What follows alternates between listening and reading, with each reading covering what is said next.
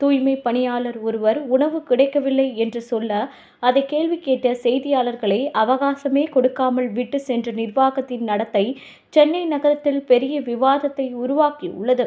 சென்னை மாநகராட்சியில் தூய்மை பணியாளர்களுக்கு தினமும் இலவசமாக உணவு வழங்கப்படுகிறது என்று மேயர் பிரியா மற்றும் அமைச்சர் சேகர்பாபு பெருமையாக கூறி வந்த நிலையில், அந்த வார்த்தைகளை முழுவதும் மறுக்கும் அதிர்ச்சியான வீடியோ ஒன்று தற்போது வெளியிடப்பட்டுள்ளது. தினமும் நகரத்தை சுத்தமாக்கும் ஒரு தூய்மை பணியாளர் எங்களுக்கு எந்த உணவும் கிடைப்பதில்லை என்று மனவேதனையுடன் பேசும் காட்சி மக்கள் மனதில் பெரும் கோபத்தை ஏற்படுத்தியுள்ளது.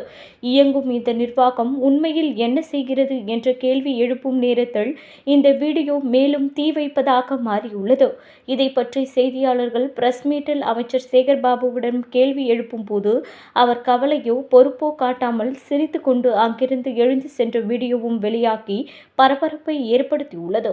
தூய்மை பணியாளர்களின் உரிமை பிரச்சினை குறித்து அரசு எடுக்கும் அலட்சியமும் அதற்கான பதில் சொல்ல மறுக்கும் நிர்வாகத்தின் நடத்தையும் தற்போது சமூக வலைதளங்களில் பெரிய சர்ச்சையாக மாறியுள்ளது.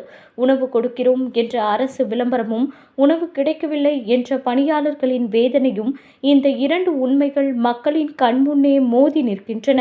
தினசரி நகரின் கழிவுகளை சுத்தம் செய்து மக்கள் நலனுக்காக உழைக்கும் பணியாளர்களுக்கு கூட அடிப்படை உணவு வழங்க முடியாமல் போகும் நிலை நிர்வாகத்தின் கருணையற்ற முகத்தை வெளிப்படுத்துகிறது.